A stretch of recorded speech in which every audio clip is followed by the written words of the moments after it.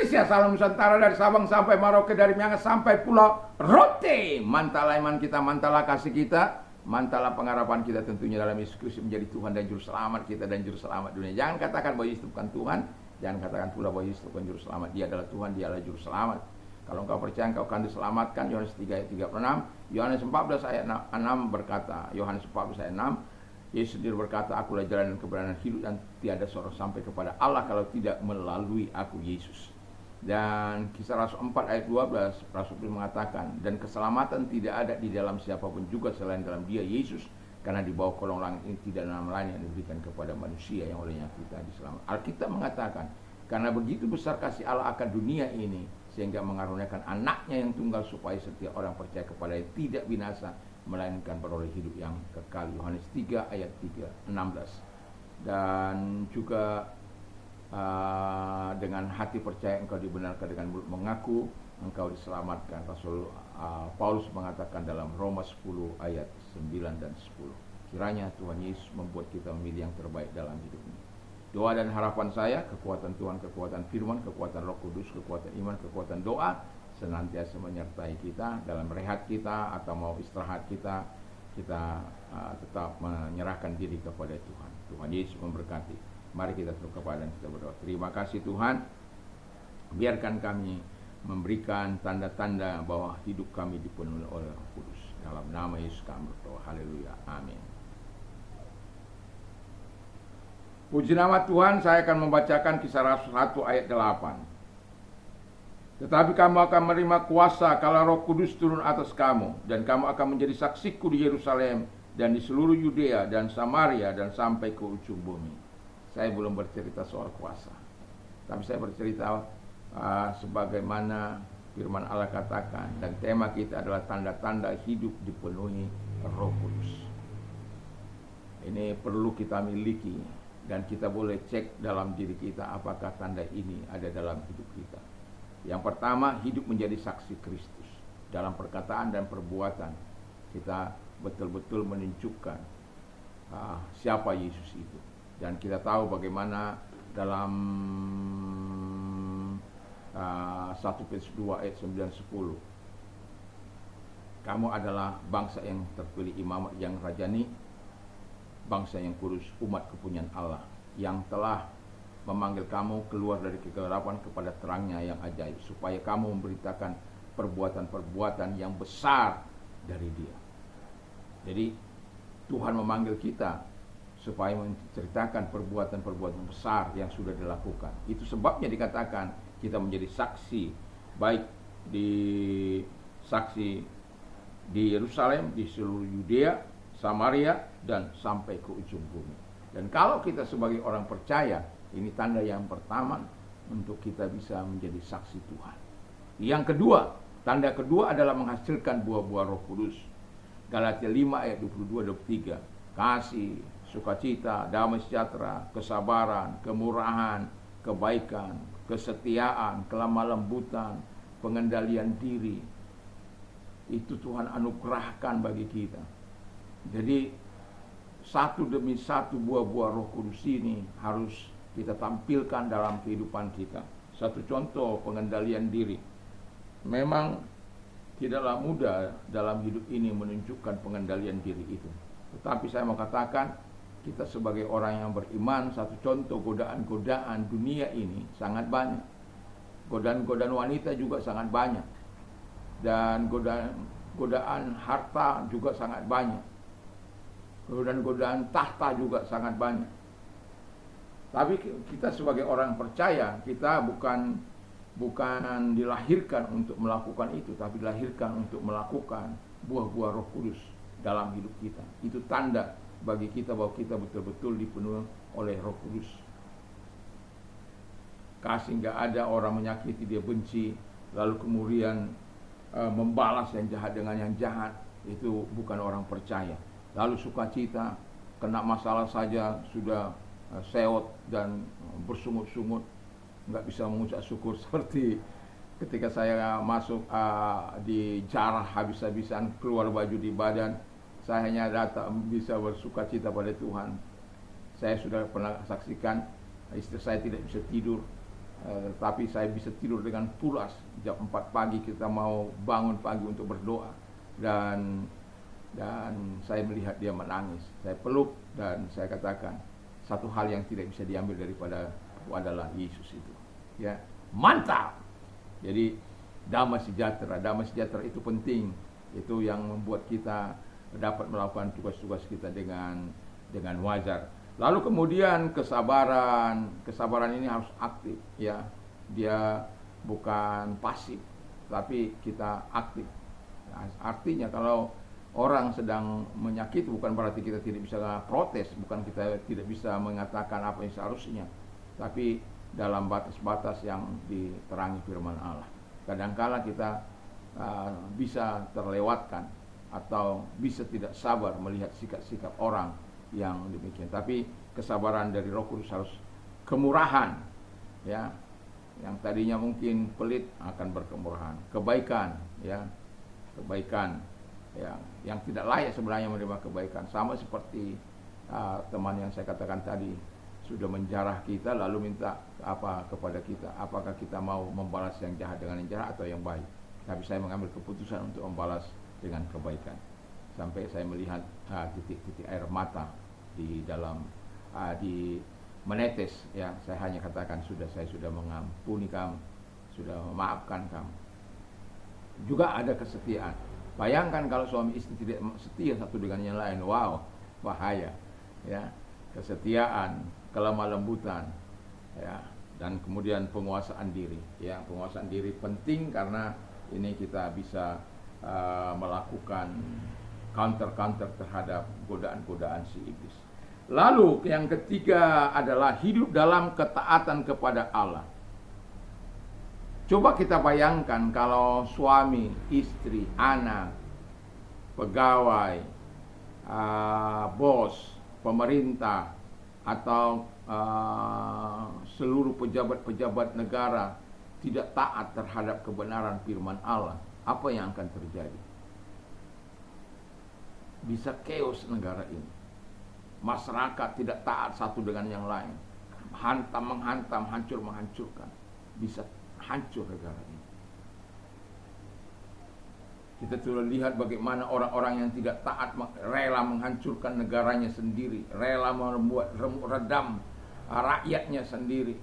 Wow, itu seperti Libya itu.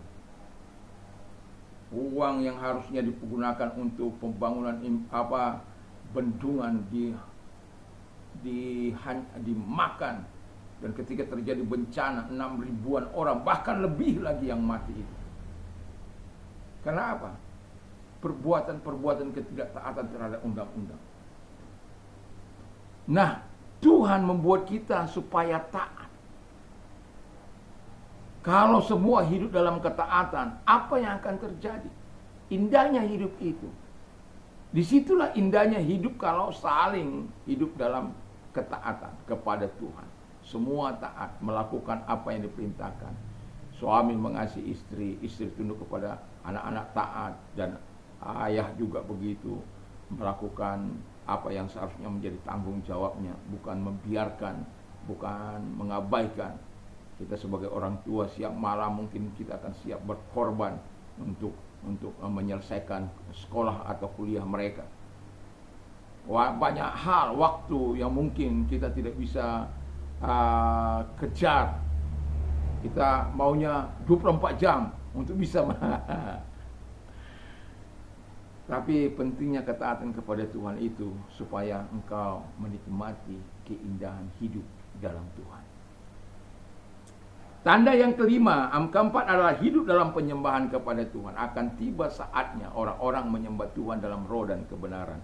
Kalau ketaatan itu kita meneladani Yesus, walaupun dalam rupa Allah, dalam Filipi 2 ayat 6-8, walaupun dalam rupa Allah, ia tidak menganggap itu sebagai hal yang harus dipertahankan, tetapi ia telah mengosongkan dirinya dan taat, bahkan sampai mati di kayu salib karena ketaatan kepada Tuhan.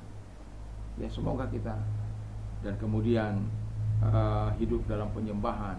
Dan saya mau katakan sebenarnya seluruh rangkaian kehidupan kita ini adalah hubungan dengan Allah. Makanya kalau ada dimanapun kita, tidak boleh perkataan-perkataan kotor keluar.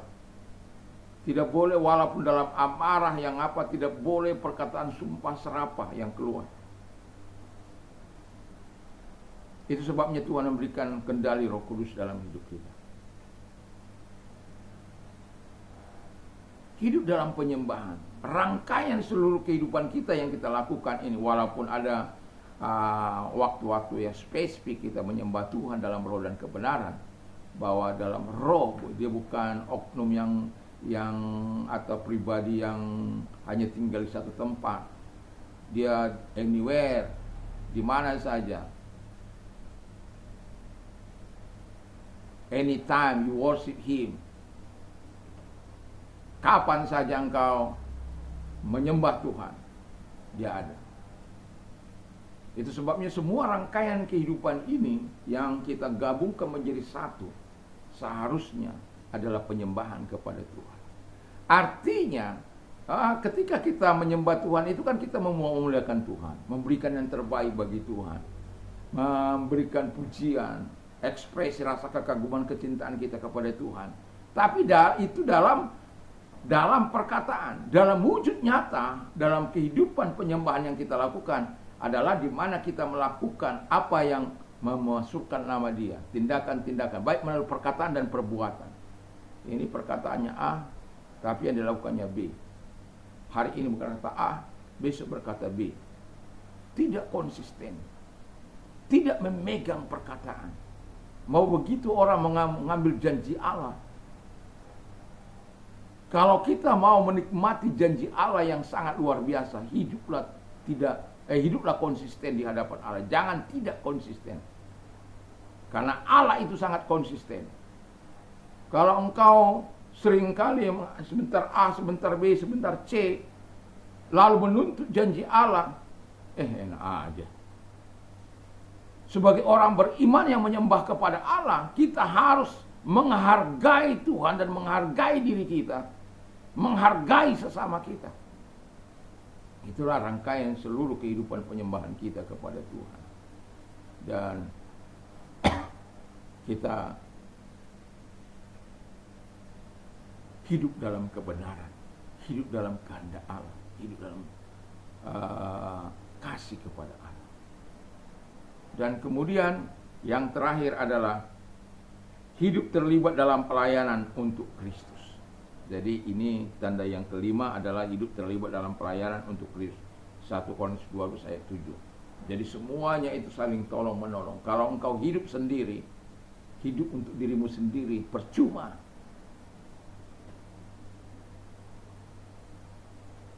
Tidak ada gunanya engkau hidup.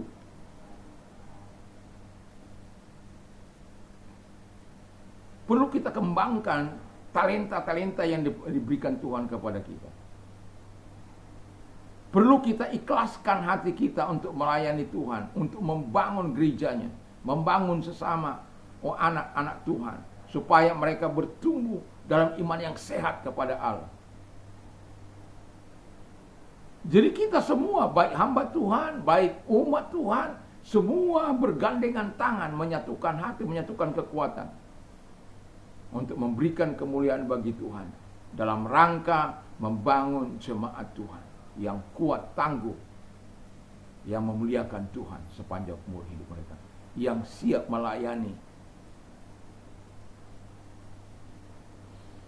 Ya, saya berharap tanda-tanda ini akan menyertai hidup kita sebagai orang yang hidup dipenuhi oleh Roh Kudus. Bukanlah sesuatu yang mudah, tetapi saya mau katakan ada kesaksian keluar dari hidup kita, ada buah yang keluar dari hidup kita. Kalau kita mau melihat buah yang baik, kita akan menikmati buah yang manis, ya. Dan tentu kita juga tahu bahwa ketika buah itu tidak baik, itu akan segera dipotong. Lalu kemudian hidup dalam ketaatan kepada Allah. Semua anggota keluarga, semua tidak terkecuali, bukan karena suami punya otoritas lalu dia hidup semena-mena, tidak. Atau istri sebagai ratu Lalu tidak taat, tidak, tapi sungguh-sungguh hidup bersama dengan Tuhan. Taat semua, dan kemudian hidup terlibat dalam pelayanan untuk Kristus. Semua saling melayani. Dalam keluarga juga begitu. Hidup dalam pelayanan satu dengan yang lain, bukan saling membiarkan, tetapi saling tolong menolong satu dengan yang lain, baru dikembangkan ke masyarakat atau kepada umat Tuhan, gereja Tuhan. Tuhan Yesus memberkati kita. Biarlah tanda-tanda, 5 tanda ini menyertai hidup kita, karena kita dipenuhi oleh Roh Kudus. Mari kita tunduk kepada Tuhan. Terima kasih Tuhan. Biarkan firman-Mu senantiasa dalam hidup kami, dan biarkan kami memiliki ciri-ciri khusus di mana kami adalah orang-orang yang dipenuhi oleh Roh Kudus. Terima kasih. Kalau engkau sakit, angkat kedua belah tanganmu, serahkan diri kepada Tuhan. Tuhan lihat tangan-tangan yang diangkat kepadamu Tuhan. Dalam nama Yesus, segala sakit penyakit yang mereka derita, apapun itu, Kau yang berkata, lenyapkan segala sakit penyakit. Dalam nama Yesus, segala sakit penyakit yang mereka derita, aku perintah, keluar. Dan oleh biru daripada Tuhan Yesus, engkau sembuh oleh kuasanya, oleh firman-Nya, engkau disembuhkan. Kalau engkau berkata sembuh, maka sembuhlah mereka Tuhan. Terima kasih Tuhan Bapa di surga. Kami juga berdoa Tuhan bagi mereka-mereka yang sedang mengalami masalah. Kami tahu apa itu kesulitan, kami tahu apa penderitaan, kami tahu juga, dan kami sudah menyaksikan ada banyak orang keluar dari kebenaran firman Allah karena mereka tidak sanggup, karena iman mereka. Dan Bapa di surga, dan itulah sebabnya kami mohon kepadamu, kalau engkau orang yang mau didoakan, angkat kedua belah tanganmu, serahkan diri kepada Tuhan. Mari kita berdoa. Terima kasih Tuhan, engkau Allah yang menjadi andalan kami, penolong kami, sama seperti engkau menolong Daud dari tangan Filistin. Engkau juga menolong kami dalam banyak persoalan kehidupan ini. Di dalam nama Yesus Kristus, dan kau memberikan kemenangan kepada Daud. Dalam nama Tuhan Yesus, Kau juga memberikan kemenangan bagi kami dalam mengatasi segala masalah kami, karena Tuhan menyertai kami. Terima kasih, kami bersyukur dalam nama Yesus. Haleluya. Amin. Tuhan Yesus memberkati kita.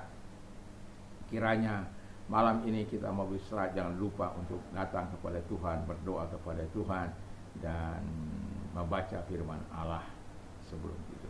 Mantap, mantap, mantap.